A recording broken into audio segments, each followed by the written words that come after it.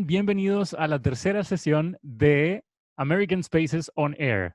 Este es un podcast realizado entre el American Academy of Science and Technology de la Universidad de Talca y el Instituto Chileno Norteamericano de Cultura en Santiago. Muy bien, hoy nos acompaña Ingrid Carabacho. ¿Cómo estás, Ingrid? Bien, muy bien, muchas gracias. Qué bueno, muy bien.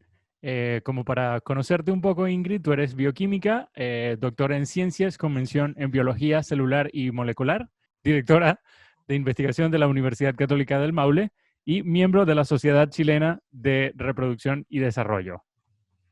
Muy Exacto. bien.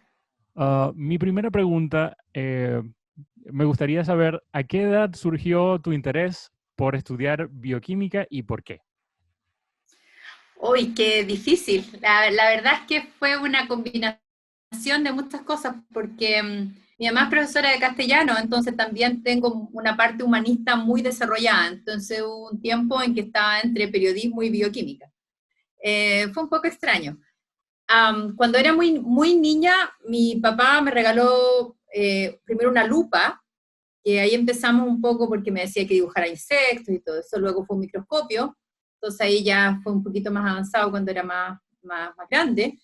Sin embargo, cuando llegué a la educación media, desarrollé mucha curiosidad, digamos, por entender fenómenos naturales, por entender tanto cosas de ciencias naturales como de física o química. Y entonces pensé que en realidad mi línea de vida tendría que ser la investigación. Y si bien en un principio pensé que medicina era la opción, cuando entré a estudiar bioquímica, porque di la prueba, entonces no me alcanzó el puntaje, entré a estudiar bioquímica y encontré que eso en realidad era. Entonces fue como, bueno, esto es lo que yo quiero hacer. Definitivamente fue como un amor increíble y yo empecé a trabajar en laboratorio desde el primer año de bioquímica. Siempre le cuento a mis estudiantes, primero lavaba tubos de ensayo, después entonces ya me dieron tareas más avanzadas a medida que iba subiendo en los años de la carrera, pero para mí es natural estar en un laboratorio. No me imagino la vida de otra manera. Entonces, creo que comenzó en la educación, o sea, en la niñez, se vio incrementado en la educación media y luego cuando descubrí la carrera de bioquímica y me puse a estudiar bioquímica, definitivamente no podría haber hecho otra cosa. Es así de simple. Súper, muy bien. Luego de eso participaste en el Congreso de la Sociedad Americana de Biofísica. Ah, ¿Dónde tuvo lugar este congreso? Este congreso fue en Baltimore. Yo, cuando fue ese congreso, estaba en el último año del doctorado. Entonces, mi tutor, el doctor Latorre, me dijo, bueno, tienes que ponerte a pensar en tu postdoctorado.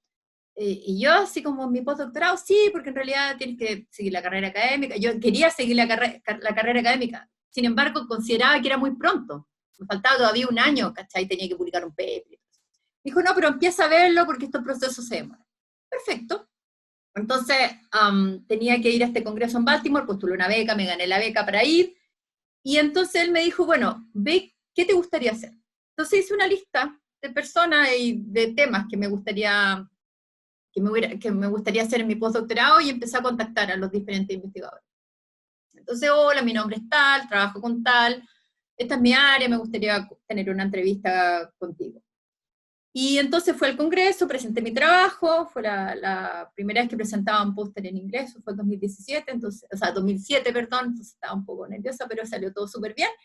Y entonces después fue las entrevistas. Y pasó algo muy, digamos, de nuevo muy especial, porque había yo seleccionado tres personas en Harvard. Fue la primera entrevista, entonces me dijo, no, muy interesante, pero no tengo plata. Segunda entrevista, súper bien, no tengo plata. Y luego el doctor David Clapham en el Boston Children's Hospital, en Harvard también.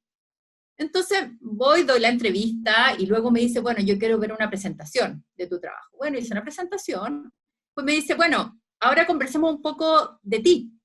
Y yo nunca había hablado de mí en inglés, había hablado solo de trabajo. Entonces me hacían muchas preguntas como, no sé, hobbies, y yo, entonces en un minuto le dije, mira, yo inglés técnico manejo muy bien, pero no tengo mucho inglés de conversación. Y entonces me dijo, bueno, no te preocupes porque te demora 6 meses y aprendes. Llegué yo a Chile y me llega entonces un correo electrónico que dice que él quiere que yo vaya a hacer el postdoctorado allá y que en cuanto termine me esperan y todo. Entonces yo, claro, vi este correo y dije, bueno, me tengo que ir. Pasó un año, di mi tesis, publiqué mi paper y me fui. Antes ya había estado en Brasil, también había hecho hartas cosas como fuera, pero esto ya era una experiencia en el fondo de cambiarse a vivir a otro lugar. Y fíjate que estuve muy orgullosa, lo tomé súper bien y me fui. Es que no, tampoco tengo mucho apego, entonces fue como, ya, listo, nos vamos, me fui nomás. Claro, y cuéntame, al llegar allá, ¿en qué consistía este entrenamiento? Cuéntanos un poco sobre eso. Ya, bueno, primero que era un laboratorio gigante. O sea, uno en Chile está acostumbrado como a estos laboratorios en que uno tiene, por ejemplo, un PI, un Principal Investigator, que son, no sé, 3 postdoc. Esto éramos 15 postdoc, 15. Era un piso completo. Entonces, muchas salas de distintos tipos para hacer distintos tipos de experimentos, muchos técnicos de laboratorio, pero lo más increíble y lo más bonito era que había gente de todas partes del mundo. O sea, los técnicos de laboratorio eran una pareja de rusos, la persona que estaba al lado mío era canadiense, al otro lado había una colombiana, más allá había una persona de Estados Unidos. Eh, Tuve compañeros que de todas partes del mundo, de Francia, de África, ¿qué más está? En general, en Alemania. Entonces, era un ambiente muy, muy diverso, Turquía.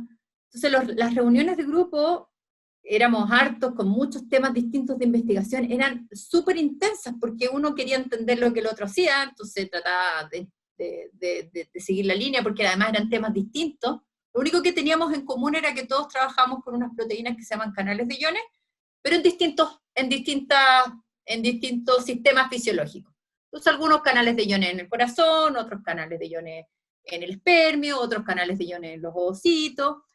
Entonces, eso además era como una lluvia de ideas constantes de gente hablando temas interesantes, súper motivantes, y eso mezclado con culturas distintas, ¿cierto? Con gente que era musulmana, por ejemplo, mi amiga de Turquía, después otras personas que tenían otras costumbres, había harta persona asiática, entonces fue muy rico. Entonces, bueno, también este director de laboratorio, que es una persona también súper inteligente, entonces también sus comentarios, siempre hablaban, por ejemplo, de libros, de la historia de los países, de las personas que componíamos el laboratorio. Fue muy intenso, la verdad, y estar en Harvard es una experiencia en sí increíble, porque uno ve premios Nobel dando charlas. Eso era súper común. O sea, había como digamos, un fichero, esta semana está tal persona, o gente, no sé, referentes internacionales. Entonces, en términos intelectuales, no sé si es posible hacerle el peso a haber tenido esa experiencia. Claro, imagino que para ti debió haber sido formidable poder estar en esa situación, ¿no? Teniendo, Exacto. sí, participando con colegas venían de diferentes realidades culturales, y asumo que toda la comunicación se daba en inglés. Sí, sí, y de hecho, lo que me gustaría también comentarte que claro, uno, por ejemplo, me pasa, de repente yo hago clases también en la universidad, entonces los estudiantes dicen, pero profesora, yo no hablo inglés. Es que no importa, si va a aprender igual. O sea, yo cuando llegué a Estados Unidos, como te comentaba, esta entrevista fue muy chistosa, yo la veo chistosa ahora, porque claro, era como, bueno, el canal, no sé qué, pasa los guiones, pasa esto, no sé qué. Y después era como, ¿y qué te gusta hacer? Y yo así, eh, tratando de buscar en mi mente el verbo, porque había estudiado inglés cuando estaba en el colegio, pero claro, es distinto hablar en un idioma técnico, ¿cierto? Y eso no significa, no hay ningún problema con eso, no hay problema. Si el fin, y que yo siempre le digo a los estudiantes, el fin es que tú te puedas comunicar.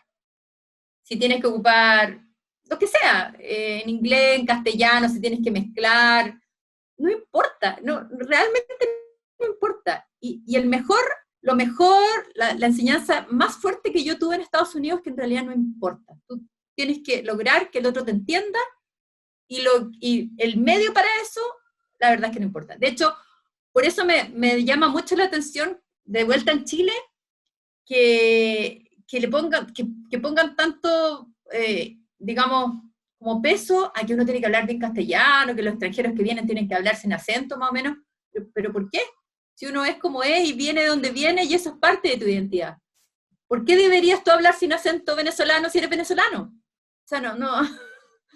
Como que eso es parte, digamos, de los cambios que uno tiene en Estados Unidos, que yo creo que se da por esta diversidad cultural, en que en el fondo lo único que importa eres tú, que te comuniques, y como sea que te comunique, en un inglés con acento, sin acento, neutro, más o menos, da lo mismo. Bien, Entonces, sí. eso fue muy importante para mí. Genial. Y estamos hablando, por supuesto, en un entorno de trabajo, en el entorno de tus colegas, pero fuera de eso, ¿la vida en Estados Unidos también te deja una experiencia similar? Sí, ahora yo debo reconocer que Boston es un lugar bastante particular dentro de Estados Unidos, porque es muy cosmopolita, ¿cierto? Y porque está toda esta cosa muy académica. O sea, de hecho, la otra vez me acuerdo que leía que no sé cuánto es el porcentaje de PhD que hay en Boston, es súper alto. O sea, de como 10 personas, no me acuerdo cuántas, tienen un doctorado. Entonces, el componente académico es muy importante. Sin embargo, creo que esa diversidad es parte de la experiencia de haber vivido en Estados Unidos. Ahora, no sé cómo será vivir en Arkansas, me imagino que debe ser distinto. Ahora, yo cuando estaba en Estados Unidos viajé bastante dentro de Estados Unidos. Entonces fui a San Francisco, que básicamente tiene un ambiente muy parecido a Boston. Estuve en Albuquerque, en New México. Estuve también a ver, ¿dónde más estuve? Estuve en bastantes lugares en Florida, de vacaciones. Entonces, conocí bastante, y si bien hay áreas que son más, digamos, con menos diversidad, creo que en general la parte que me tocó a mí era muy distinta, muy cosmopolita, y eso, además que, por ejemplo, eso llevó a que, por ejemplo, no sé, tuviera una amiga que se casó con un indio, entonces me invitó a su matrimonio y fue a la India, ¿cachai? Estuve viajando ahí 2 semanas en la India. Ya después, no sé, mi mejor amiga era alemana, pero ahora vive en Inglaterra. Entonces ya súper bien, hablamos siempre, y ella cuando yo estaba en Dinamarca, porque después me fue a Dinamarca, me fue a visitar a Dinamarca. Entonces como que genera un ambiente que es muy diverso. Y eso yo creo que no sé si se da en toda parte de Estados Unidos, pero particularmente en Boston, sí. Genial. Muy bien. Nos comentaste que luego de Estados Unidos, o bueno, primero, ¿cuánto tiempo pasaste en Estados Unidos durante eh, el estudio del postdoctorado? Estuve 5 años y medio, desde el 2008, perdón, hasta el 2013. Sí, Muy bien. Y luego de allí pasaste a Dinamarca. sí. ¿O viniste a Chile primero? No, no.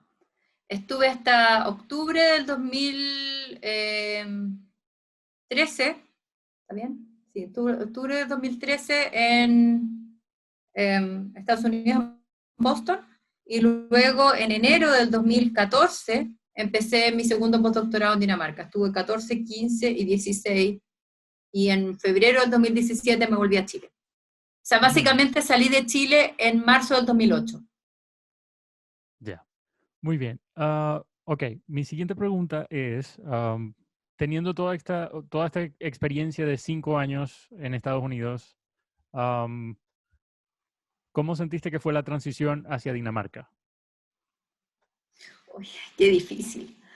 A ver, lo que pasa es que se puede como dividir en distintos aspectos, ¿cierto? A ver, el aspecto científico, si bien Dinamarca es un país desarrollado, creo que no es difícil comparar la rapidez con la que ocurren las cosas en Estados Unidos o en Boston en particular con algún otro lugar del mundo. O sea, básicamente es muy difícil, porque por ponerte un ejemplo, ya, se me ocurrió que voy a hacer este experimento hoy día, por ejemplo. Esto es 4 de la tarde. Escribo entonces a un proveedor y le digo, mira, fulanito, mándame tal reactivo, no sé cuánto. Al otro día, en la mañana, yo tenía el reactivo en el mesa. Entonces eso es muy difícil, porque en Dinamarca también se demora más. Entonces es una parte que yo creo que en términos de académicos, científicos, Estados Unidos está mucho más avanzado. Ya, después hay una segunda parte que es una parte más social, ¿cierto? ¿Qué pasa? Que nosotros tenemos un sistema que es como el sistema de Estados Unidos, que uno paga básicamente por todo, ¿cierto? Quiere ir al médico, tiene que pagar, tiene un ISAPRE, tiene una pensión que paga. Bueno, en Dinamarca, todas esas necesidades están cubiertas por los impuestos. Entonces uno paga una cantidad de impuestos que es entre 40 y 50%, sin embargo, si vas al médico no pagas nada. No sé, está todo muy regulado en términos de bienestar, y de un bienestar con alto, en el sentido de que, por ejemplo, una vez fuimos a ver viviendas sociales y, no, o sea, eso en Chile yo creo que no clasifica como una vivienda social. Entonces, el bienestar social es muy alto y eso a mí me gustó mucho, porque da libertad, uno se siente bien tranquila, sientes que el Estado te protege, sientes que te puedes enfermar, que no va a pasar nada, que vas a tener una hora en un médico, que te van a ver, que te puedes hospitalizar y que vas a estar en un lugar digno, digamos. Entonces, ahí en ese sentido Dinamarca supera infinitamente al sistema de Estados Unidos. Y hay una un tercer carril que tiene que ver con diversidad. Y ahí Estados Unidos supera a Dinamarca, porque en Dinamarca yo estuve en una ciudad que se llama Aarhus, la segunda ciudad más importante de Dinamarca, y fue muy divertido, porque cuando yo postulé, me dijeron, este es un lugar muy cosmopolita, aquí tenemos gente de todas partes. Y dije, súper, voy a llegar y va a ser como Boston. Entonces llego, entro, y como que veía pura gente de Dinamarca. Entonces, bueno, a lo mejor tuve mala suerte. Entonces voy a mirar a ver si hay más gente, y eran todos más o menos homogéneos. Entonces, bueno, le pregunto a mi tutora, digo, bueno, ¿y dónde están las personas de los otros lugares? Me dice, no, si en el piso hay una persona de Venezuela. Okay. En todo el piso, con todos los laboratorios. Y yo, y me dijo, y en el primer piso tenemos 2 asiáticos. Super. Muy bien. Entonces, claro, después al final me acostumbré y lo pasé súper bien, y además me gustó mucho la cultura danesa, que hay un cuarto carril que tiene que ver con el respeto a la privacidad y a las horas de ocio. Entonces, uno trabaja desde las 8 hasta las 5 en una jornada de 37 horas laborales, y no es bien visto que te manden correo fuera del horario laboral, ni los fines de semana. Y, por ejemplo, lo otro que es súper interesante es que tú puedes decir, por ejemplo, no puedo ir a trabajar porque mi hijo está enfermo. Y nadie cuestiona que te quedes en tu casa porque tu hijo está enfermo.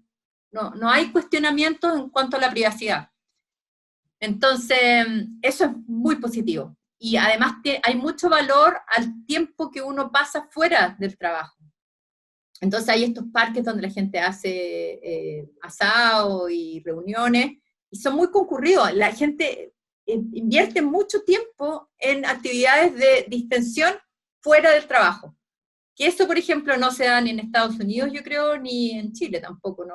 Encuentro que aquí estamos muy focalizados en trabajar. Dinamarca no es así. En Dinamarca hay mucho respeto por el tiempo fuera del trabajo. Muy bien. ¿Y de qué forma te ayudaron esas relaciones que tú lograste construir con otros profesionales en los Estados Unidos en tus siguientes proyectos en Dinamarca y lo que vino después? Bueno, han sido fundamentales. Lo que pasa es que yo también he tenido mucha suerte, porque también el tutor de tesis que tuve en Chile es también reconocido mundialmente, entonces fue como una conjunción de buenos tutores. Cuando llegué a Dinamarca, pasaron 2 cosas bastante particulares. La primera fue que me gané una beca Carlsberg, que es una beca de una cervecería Carlsberg. Ellos te dan cierto dinero a investigación. Y entonces así pude conocer al panel de científicos que estaba en esto, que analizaba las becas y que tenían que ver con la adjudicación de proyectos, y también gente que tenía que ver directamente con este fondo en particular.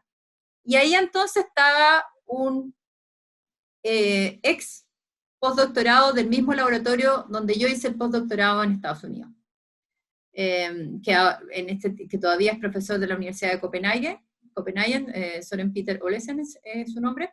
Y entonces, claro, él fue súper acogedor conmigo. Entonces me dijo, bueno, yo te voy a presentar a la gente, este es el laboratorio, puedes venir a visitarnos a Copenhague cuantas veces quieras, me invitó a congresos, muy buena onda. Pero a su vez en Dinamarca también, en la Universidad de Aarhus, había un grupo que seguía a mi tutor en Chile, a mi ex tutor en Chile, al doctor Latorre. Entonces también eso me ayudó, porque también, pero tú fuiste estudiante del profesor Latorre, bueno, entonces te ponemos en contacto con no sé quién, que hace no sé cuánto. Entonces, la parte de Estados Unidos funcionó muy bien en Copenhague, que es la capital de Dinamarca, y que también es más, en el fondo, hay más investigación, bueno, Aarhus también tiene alta investigación, pero me refiero a que hay más gente de distintos lugares. Copenhague es más diverso, digamos. Y en Aarhus, en la ciudad donde yo estaba, también me sirvió mucho el tutor que yo tuve en Chile.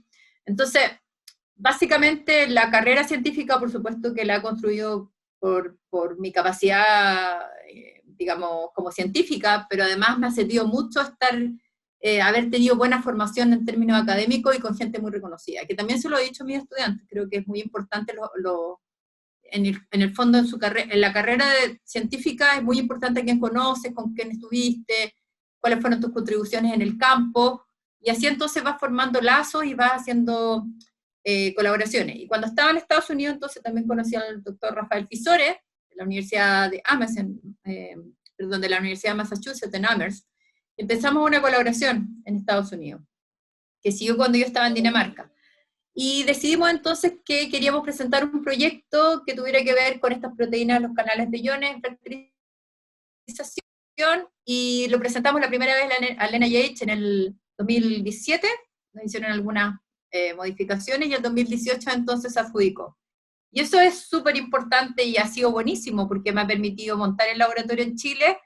Yo tengo un acuerdo con él que yo tengo que ir todos los años a Estados Unidos, hacemos cosas en conjunto allá, yo hago cosas acá, yo entreno a sus estudiantes en Estados Unidos, hemos publicado muchos artículos juntos y pensamos seguir por mucho tiempo también haciendo cosas. O sea, en el fondo, yo lo que te comentaba es que mi relación con Estados Unidos yo la veo como casi, digamos, para mucho tiempo más, porque tengo muchas cosas corriendo ahora con Estados Unidos. Está este acuerdo, este proyecto del NIH, que es National Institute of Health, que son súper prestigiosos además. Tengo otros colegas con los que estoy haciendo otras cosas.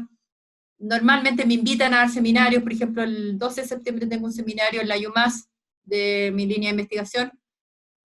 Quiero mandar estudiantes a hacer pasantías a Estados Unidos.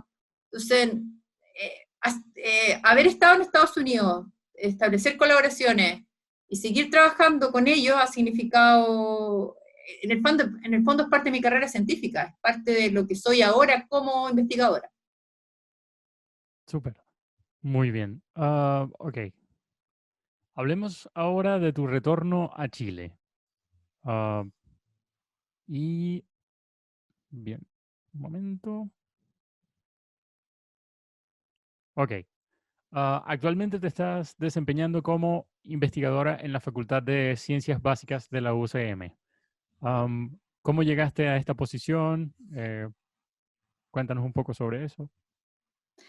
Bueno, estaba yo en Dinamarca y entonces quedé embarazada y o sea, en el fondo decidimos tener un hijo y claro, uno se empieza a plantear cómo va a ser vivir en otro país. Y me dieron ganas de volver. Dije, bueno, a lo mejor puedo tener mi propia línea en Chile, volver, tener mi laboratorio. Yo ya tenía súper claro en Dinamarca que quería tener mi propio laboratorio y hacer mis cosas. Entonces eso ya por lo menos estaba definido. Y nos pusimos a postular a trabajos, mi marido y yo. Mi marido es alemán, postulamos en algunos trabajos en Europa, pero yo siempre quería volver a Chile. O sea, ya tenía decidido que quería volver. Entonces postulé a la Católica del Maule. Me entrevistaron por Skype, todavía me acuerdo. Y claro, entonces, bueno, me ofrecieron este trabajo, pero me lo ofrecieron justo cuando había quedado recién embarazada. Entonces, por ejemplo, en enero del 2016, sí, me demoré como un año en irme, de hecho, a Chile, en venirme. Y luego en marzo del 2016 yo vine a Chile y me entrevisté con el decano de la Facultad de Ciencias Básicas. Y le dije, mire, ustedes me aceptaron en esta posición, pero yo estoy embarazada. Entonces, si me vengo, no voy a poder ejercer porque voy a tener que estar con mi hijo o hija. Entonces me dijo, no, esperemos nomás que tengas tu hijo o hija en Dinamarca y luego vienes. Y en ese mismo instante, entonces yo también le dije, mira, yo no me puedo ir si es que mi marido no tiene trabajo en Chile, porque también es investigador, entonces ¿cómo lo hacemos? Así, ya tú no te preocupes que nosotros lo resolvemos. Pasó el año, llegó septiembre, mi hijo nació en agosto, y nosotros no teníamos respuesta, no sabíamos si Matías, mi esposo, iba a poder trabajar en Chile. Entonces yo escribo un correo, digo, mira, que si no, tengo que ver qué hacer. Y para diciembre se resolvió entonces una posición para mi marido y vendimos todo en Dinamarca, ya habíamos vendido todo en Estados Unidos, entonces ya era como, ya, no importa, todo de nuevo. Vendimos todo en Dinamarca, y pusimos las cosas en una maleta y yo me vine a Chile a finales de enero del 2017 y mi marido se quedó un tiempo más terminando un par de experimentos y llegó en febrero del mismo año, el 2017, y en marzo yo empecé en la universidad a hacer clases, y ya full, con laboratorio, o sea, no con laboratorio, me pasaron primero una pieza, luego yo fui a Estados Unidos, traje equipamiento en unas maletas, luego de Dinamarca, este mismo colega que me ayudó cuando estaba allá, me mandó un equipo, luego salió este proyecto en NIH, luego llegaron estudiantes, entonces ha sido muy bonito, la verdad, porque ha sido como crecer, empezar de nada y ahora tener un laboratorio, tener estudiantes, tener equipamiento, ha sido difícil y a veces frustrante, a veces uno se frustra y llora y dice, bueno, pero ¿para qué me vine? Y no sé cuánto, pero luego ven las otras cosas, que está cerca de la familia, y que se puede hacer mucho, o sea que en el fondo uno es un referente, que a mí a veces me cuesta verlo, pero cuando se acercan los estudiantes y me dicen, profesora, pero a mí también me gustaría salir, o también me gustaría hablar inglés, o también me gustaría, no sé, conocer otro país, o vivir afuera, uno se da cuenta que uno también es modelo.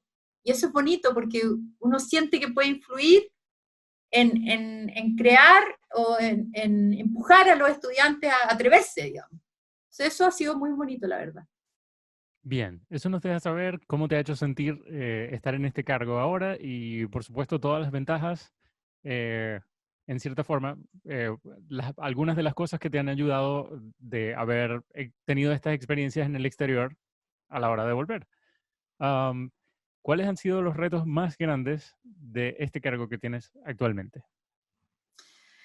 Ay, a ver, el reto más grande es compatibilizar con mi línea de investigación. Eso ha sido por mucho lo más difícil, porque tengo que dejar tiempo para planear mis experimentos, para conversar con mis estudiantes, para conversar con Rafael en Estados Unidos, para ir viendo cómo vamos avanzando en el proyecto que tenemos que rendir, el NIH. Y al mismo tiempo tengo una tarea que es de gestión, ¿cierto? Que tiene que ver con la dirección de investigación de una universidad completa. Entonces ha sido un desafío muy grande en ese sentido. Ahora, la experiencia en Estados Unidos ha sido fundamental porque, por ejemplo, la Universidad Católica del Maule ahora tiene bastantes investigadores que son extranjeros. Entonces, si bien yo diría que la mayoría tiene un nivel de español que es bueno, hay un par que prefiere, de hecho, comunicarse en inglés. Entonces tengo una colega india, entonces, claro, a veces sí estamos hablando, entonces me dice, bueno, pero mejor ya, hablemos en inglés para que salga más rápido, para que sea más cómodo para mí. Y eso ha sido muy bonito porque, como dije al principio, lo importante es que la gente se comunique y si eso es en inglés, en cualquier idioma da lo mismo. Entonces eso ha sido muy bueno. También para mí significa también una oportunidad de mostrar a la universidad afuera, ¿cierto? De tratar de que se internacionalice todo lo que hacemos. Y en ese sentido también he tenido harto apoyo de la Dirección de Comunicaciones de la universidad, que siempre es como ya, bueno, hagamos este póster, también hagámoslo en inglés. Tratemos en el fondo de potenciar una imagen que sea más internacional.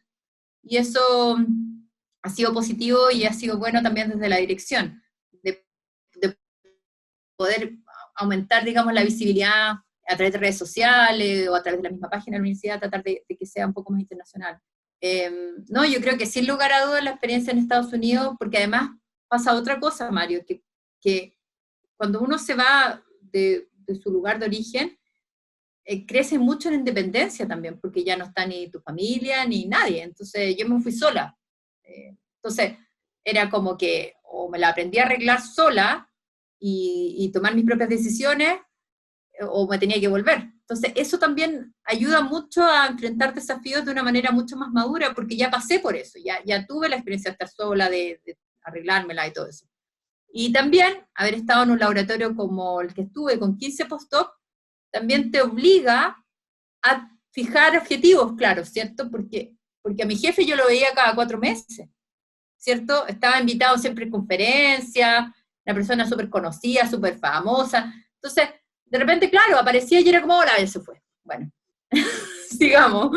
Entonces, claro, y te obliga a trabajar independiente. A mí me llama mucho la atención, por ejemplo, todavía me llama mucho la atención este como control, quizá un poco que se da en nuestra sociedad, como de saber si el otro está haciendo cosas o no, porque en realidad en la academia, y particularmente en Harvard, es que si no lo haces, entonces fracasas. No hay nadie que te esté diciendo lo que tienes que hacer, porque si no lo haces, no vas a surgir y te vas a tener que volver a tu país. Punto. ¿Cachai? Entonces no. Entonces, por ejemplo, eso yo lo he transmitido mucho a mis estudiantes. Esto yo puedo, por ejemplo, ahora desde la dirección, yo los guío, por supuesto, tenemos una vez a la semana reuniones, pero ellos tienen que ser los gestores de sus tesis, ellos tienen que ir viendo para qué lado ir, profesora, podemos hacer esto, podemos hacer esto otro, yo los voy a apoyar, pero básicamente lo que espero de ellos es independencia, y que eso no les va a servir, o sea, les va a servir no solamente ahora, les va a servir para siempre, porque la vida la construye uno, no un jefe o una jefa que te diga lo que tienes que hacer. Eso. Retomando eso que mencionabas, eran 15 postdoc trabajando en el mismo lugar y el jefe lo veían cada 4 meses. Más o menos, Eso, sí. ¿qué tipo de dinámica generaba eso entre tus compañeros y tú en ese momento? ¿Era una sana competencia o quizás era más bien simplemente compañerismo? ¡Ay, qué difícil! Se da de todo, porque ponte tú, yo caché al tiro, o sea, me di cuenta de inmediato con quién no quería trabajar. ¿Ya? Porque además está esto de Harvard, que todos quieren tener el paper súper espectacular, que todos quieren, cuando uno escribe un paper, el primer autor es súper importante porque es el que hizo el trabajo, el último autor siempre es el investigador principal del laboratorio, que en este caso era David Clapham. Entonces está esta cosa de que no, que yo quiero ser el primer autor, en que, o sea, había mucha competencia, mucha. Entonces, bueno, eso también ayuda a la personalidad, ¿cierto? Porque entonces uno o dice las cosas claras o también como que pierdes un poco. Entonces, yo claramente entendí que había gente con la que no iba a trabajar. Y entonces fue como selección natural, un poco. Entonces, pero había otro grupo, dentro de los que estaba una estadounidense y una canadiense también y una colombiana, que teníamos un grupo con los que sí hablábamos y sí colaborábamos, hacíamos cosas de nuestra área juntos, nos hicimos amigos, lo pasamos súper bien. Entonces, sí se dan las dos cosas. Se da este ambiente que es un poco tóxico, diría yo. O sea, Bien, y en la actualidad, estamos atravesando por esta situación de pandemia. ¿Cómo ha afectado tu trabajo, no solo aquí en Chile, sino además los trabajos que estás haciendo con las personas de Estados Unidos también? bueno, esa es una pregunta también difícil, porque en realidad trabajar en pandemia ha sido difícil, sobre todo cuando uno es una investigadora, digamos, experimental de biología o de química, en que uno tiene que estar, o física, que tiene que estar en el laboratorio, digamos, en el experimento. Entonces, en ese sentido, en mi grupo en particular ha sido fundamental el apoyo de mis estudiantes, porque ellos han querido seguir aprendiendo. Entonces, por ejemplo, en vez de estar en el laboratorio, lo que hemos hecho es que tenemos reuniones semanales en que leen paper. Entonces nos juntamos y decimos, ya, bueno, a esta semana, por ejemplo, esta semana era la semana de las anomalías cromosómicas, se puso súper técnico, pero nos tocaba esta semana eso, entonces ya, buscamos un paper de anomalías cromosómicas, entonces vamos a estudiar en el fondo el proceso meiótico y cómo sucede eso en producción. O ponte tú, no, cuando recién nos empezamos a juntar, teníamos que saber de coronavirus. Somos todos investigadores, saber de coronavirus, no sé qué, ya, listo, paper de coronavirus, entonces alguien exponía. O sea, a mí ellos me han dado mucha energía para poder seguirlos guiando. Y además hemos podido hacer algunas cosas más teóricas, hacer predicciones o hacer diseños de cosas del laboratorio. Ahora, con el grupo de Estados Unidos eso ha sido un problema, porque yo se supone que debería estar allá ahora. Yo voy en septiembre, a finales de agosto, septiembre, paso tiempo en Estados Unidos. Entonces, mi colega en Estados Unidos estaba súper preocupado porque no va a poder hacer los experimentos que estaban planeados. Sin embargo, hemos seguido escribiendo paper y hemos tratado, o sea, seguimos teniendo reuniones, pero claro, se hace súper difícil, porque es difícil que yo le enseñe a un estudiante de él, desde acá, cómo hacer un tipo de experimento en particular. Yo hago un tipo de experimento que es complejo, entonces tengo que el año pasado tuve 2 estudiantes de mi colega en Estados Unidos a los que les enseñé los experimentos, los 2 iraníes, pero la chica se fue a una compañía y el estudiante se fue a vivir a Bélgica. Entonces, quedamos de nuevo en cero. Entonces yo este año tenía que ir de nuevo para enseñarle a otra niña y no he podido ir. Entonces la verdad es que se ha visto súper impactado en ese sentido. Hemos logrado salir a flote con experimentos que yo tenía de antes, que él tenía de antes, cosas que yo había hecho en Dinamarca, cosas que él había hecho en su laboratorio con su grupo, porque tiene muchas más capacidades que yo. Y ahora, por ejemplo, la UMass ya está abriendo algunos días para que la gente vaya a hacer experimentos, entonces eso nos ha permitido avanzar. Pero en nuestro caso ha impactado bastante nuestra investigación, la verdad, Mario. Entiendo. Ok. En cuanto a lo que estás haciendo con la UCM, ¿cuál es el potencial que ves en cuanto a las investigaciones?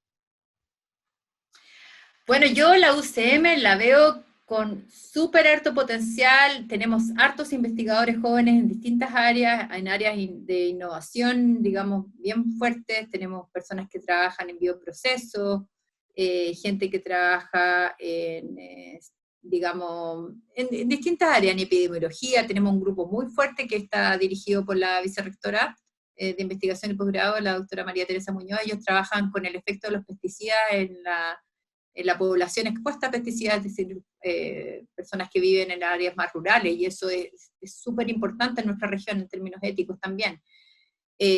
Tenemos investigadores que trabajan en ecología microbiana, que también es un tema que está muy, muy fuerte ahora de entender en el fondo estos microambientes que se dan en distintos lugares geográficos, sobre todo de nuestro país, que tiene una geografía que es tan diversa. Tenemos gente trabajando en comunicación animal, que también esos son un grupo bien importante. Entonces, la verdad es que la UCM, por ser una universidad más bien joven y que ha traído investigadores que tienen muy buen currículum y que también tienen muchas ganas de innovar y que también traen muchos contactos, porque en ese sentido, Mario, es claro que uno con contactos puede hacer más cosas también. Entonces, yo creo que la UCM tiene un potencial tremendo que espero ser capaz de digamos, ponerlo a la luz, de potenciar todo lo que estamos haciendo, de visibilizar todo lo que hacemos, porque la verdad es que estamos contribuyendo mucho a la región, con nuestra investigación y también en términos de ciencia básica también hacemos bastantes cosas bien, bien potentes, bien importantes. Súper, genial. Muy bien. Una última pregunta, y en este caso quería saber, ¿te desempeñas como directora del Laboratorio de Fisiología de la Reproducción, ¿verdad? Además de eso, eres investigadora y además de eso cooperas con instituciones en Estados Unidos y además de eso ayudas también tienes un grupo de estudiantes con sus tesis en este momento a los que supervisas. Y además de eso, también eres la madre de un hijo. ¿Cómo haces? Sí. Exacto, se me había olvidado, mi tesista más importante. Sí, tengo mi hijo Nolan, tiene 4 años. ¿Cómo lo hago? Lo hago con un padre muy presente. nosotros somos un equipo, mi familia funciona como un equipo. Entonces, cuando me ofrecieron el cargo de la dirección de investigación, nos sentamos en la mesa, mi marido y yo, y discutimos. Dijimos, bueno, ¿qué hacemos? Tenemos esta opción, la tomamos, no la tomamos, ¿cómo lo vamos a hacer? Porque claramente se veía esto que está pasando, ¿cierto? Que yo iba a pasar en muchas reuniones, que por ejemplo, si no estuviéramos en pandemia, yo probablemente tendría que viajar, hartos reuniones de gestión, del crucho de distintas entidades. Entonces discutimos, entonces dijimos, bueno, ahora, ¿qué hacemos? Entonces mi marido me dijo, bueno, yo creo que para tu carrera es muy importante que tú tomes ese cargo y que lo hagas de la mejor manera posible, y para que eso funcione bien, entonces yo voy a tener que asumir un poquito más de mi 50%, ¿cierto? De las parejas o las familias 50-50. Esta vez ahora yo creo a Matías le está tocando un poquito más, no, digamos que harto más que el 50%. Sin embargo, nosotros, como lo dije anteriormente, lo tomamos como un desafío familiar, lo tomamos con alegría, y una alegría genuina, compartida, de que íbamos a tomar esto como juntos, como equipo, y que ahora, bueno, Nolan iba a estar más tiempo con él, en términos del almuerzo y todo eso, que incluso en pandemia eso ha sido mucho más intenso, porque no está yendo al jardín, ¿cierto? Entonces nos toca, o más bien le toca a mi marido ayudarlo con las tareas, con algunas cosas que nos mandan del jardín. Entonces ha sido bien difícil. Yo trato, y siempre que tengo que parar y acordarme que yo, primera, antes que todo esto, soy mamá, ¿cierto? Entonces, trato en el fondo, porque me gusta tanto lo que hago, que también es como una cosa todo el tiempo ahí como equilibrando, ¿cierto? Y claro, le dedico tiempo, trato de parar a ciertas horas, de estar con él, del fin de semana dedicarme a la familia, de que podamos hacer cosas los tres juntos, eh, pero es difícil. Es difícil porque, bueno, primero porque me gusta muchísimo lo que hago, sobre todo la parte de investigación, entonces eso me, me cuesta. Lo segundo, porque también está estos desafíos, ¿cierto? Tú que eres objetivo y quieres ganar, ¿cachai? Si uno también es competitivo, si esa es la cuestión, entonces no quieres que funcione bien, y quieres que funcione, y que se haga bien, y como tú quieras, y de la mejor manera, y perfecto, y todo eso, entonces eso requiere mucho tiempo. Y entonces ahí estamos compatibilizando, pero yo quiero dejar en claro que para mí las familias son equipos. Yo no podría estar acá conversando contigo si no hubiera llegado a un acuerdo con mi marido y hubiéramos dicho, bueno, lo vamos a hacer así, y nos ponemos todos a trabajar para que tu cargo salga bien, para que te vaya bien. En un futuro quizás va a ser él que va a tener que tomar un cargo, o va a tener que, hemos pensado en algún minuto, no sé, a lo mejor pasar otro tiempo en alguna otra parte del mundo, en algún sabático que pidamos dentro de la universidad, no sabemos. Entonces, a lo mejor en ese minuto me va a tocar a mí. No, es así. A veces soy yo, a veces va a ser él. Lo importante es que mi hijo esté bien cuidado por alguno de nosotros, y que crezca bien. O sea, en el fondo lo que me da un poco de risa asociada ahora es que, como pasa más tiempo con mi marido, habla bastante más alemán que castellano. Entonces es un poco, esperamos que cuando vuelva al jardín ya esté más, se vuelva a, digamos, poner 50 y 50 de nuevo. Muy bien. Sé que dije que esta pregunta era la última, pero ahora esta sí es la última. Ahora sí que sí Ah, es la última.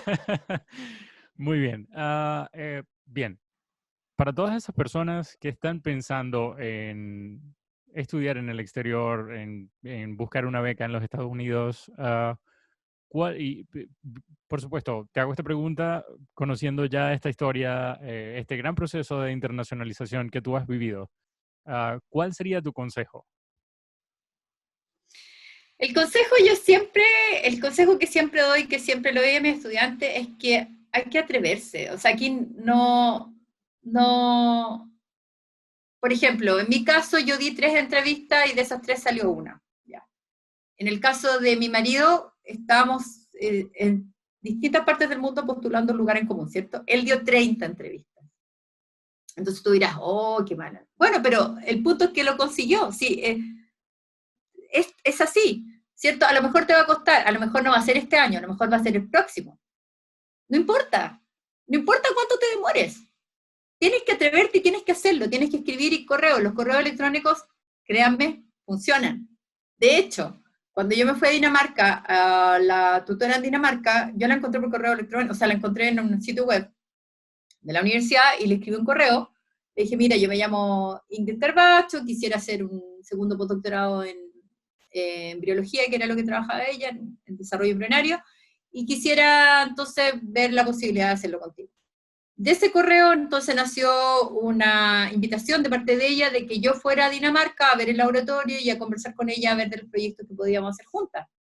Pero fue así, no es que, a ver, las cosas funcionan así, uno se atreve a escribir y tiene que hacerlo, no hay otra manera, eso es como uno va creciendo y como uno va forjando la personalidad y va a conseguir los objetivos que uno quiere, ¿cierto?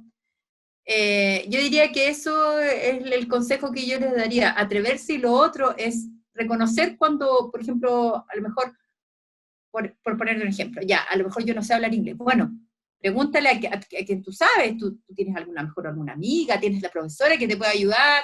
Yo he ayudado a estudiantes, digamos, a escribir correo, de hecho, a mis estudiantes, yo los incito a, por ejemplo, cuando tenemos que pedir alguna cosa a Estados Unidos o digamos, necesitamos cierta información, les digo a ellos que escriban el correo.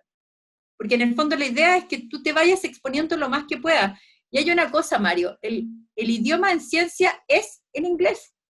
No podemos negar eso. Yo no puedo seguir adelante y decir, no, pero si no importa, es que sí importa. Entonces, mientras antes, mejor. Yo aprendí inglés tarde, porque había tomado algunos cursos, pero digamos, aprender inglés aprendí cuando me fui a Estados Unidos. Entonces yo, cuando hago clases, primero las diapositivas de mis clases normalmente están en inglés, segundo los papers, les paso paper en inglés. Y, por ejemplo, en mis estudios, mis 3 tesistas, este año cuando presentan, tienen que también poner las diapositivas en inglés y queremos empezar desde el próximo año a que también presenten en inglés. ¿Se van a equivocar? Sí. A lo mejor van a tener un acento latino, sí. A lo mejor van a haber palabras que pronuncien mal, sí, también. Pero ¿realmente importa? Si lo único, en el fondo, que tú quieres es poder comunicarte en inglés y digamos, tratar de que el otro te entienda y ir mejorando. Y la única manera de mejorar es atreviéndose. Aquí no sirve para nada ser tímido o quedarse esperando que pase, no sé, un milagro. No, uno tiene que salir a buscar lo que uno espera de su vida. Y por ejemplo, con respecto a eso, me acuerdo la primera vez que di una charla en inglés. De hecho, yo llegué a Estados Unidos en el 2008 y en el 2009 ya me tocó dar una charla. Te juro que la practiqué tantas veces, me la sabía de memoria cada palabra, porque es distinto presentar un paper y la charla que yo di para la entrevista era una charla con 2 personas, ¿cierto? Era mi tutor y el grupo, que éramos, por ponerte, 6 personas. Claro, también la había practicado, pero este era un congreso, el congreso de la Sociedad Anual de Biofísica, tenía que dar una charla y me la sabía de memoria, había estudiado tanto que me la sabía de memoria. Y me acuerdo que cada vez que la presentaban en el laboratorio yo decía dimer, por dimer, que son 2 proteínas. Y mi tutor, dimer, ¿por qué sigues diciendo dimer? Me decía, si es dimer. Y yo, sí, no sé qué, ya. Después, por ejemplo, Russia, yo decía Rusia. No, es que no digas Rusia, Russia. Ya, bueno, entonces, claro, sí, da lata. Uno dice, pucha, sí, en realidad, qué lata. O te da lata, por ejemplo, la primera vez que mandáis un manuscrito, que es muy divertido, porque uno lo manda y se jura, pero ya lo más, ¿cierto? Que lo hiciste súper bien. Mandáis, y lo hiciste súper bien y todo, y te llega el manuscrito todo rojo. O sea, en el fondo tenías una palabra. Entonces, claro, uno dice, pucha, la cuestión, ya, qué lata. Bueno, ya no importa, pero tenés que seguir, sí. No sé, es así, no sé, uno sigue. Mi colaborador en Estados Unidos, Rafael, es argentino. Y me decía, yo creo que alrededor del paper número 10 que escribí ya me salió un poco mejor. 10 papers, 10. Entonces, uno sigue nomás y trata de hacerlo lo mejor posible y le pone mucho empeño y se atreve, ¿cierto? Si al final la vida es atreverse, es ser valiente. Esos son los que ganan al final. Súper, muy bien. De allí tomamos entonces 3 ideas muy importantes. La primera es atreverse, la segunda es no rendirse y la tercera, por supuesto, es aprender inglés. Eh, Sí. muy bien. Ingrid, muchísimas gracias por habernos dedicado este tiempo. De verdad estamos muy contentos de tenerte como nuestra tercera invitada en American Spaces on Air. Y bueno, de verdad te deseamos lo mejor. Y sabemos que esta entrevista que tuvimos hoy va a ser útil para muchas personas. Así que, de verdad, muchas gracias nuevamente. Bueno, gracias a ustedes por invitarme y también decir, Mario, que me pueden contactar si hay estudiantes que a lo mejor, no sé, quisieran conversar conmigo o que dé una charla, que quieren motivar a alguna carrera o algún colegio. Perfecto, no hay ningún problema. Mi correo, no sé si va a estar en mi correo, va a estar mi nombre. Es muy fácil encontrarme en la internet, así que no duden en contactarme si en algo puedo ayudar. Muchas gracias. Muy bien, Ingrid. Muchas gracias nuevamente. Y bueno, gracias a todas las personas que vieron esta entrevista. Nos vemos. Nos Chao. vemos. Gracias.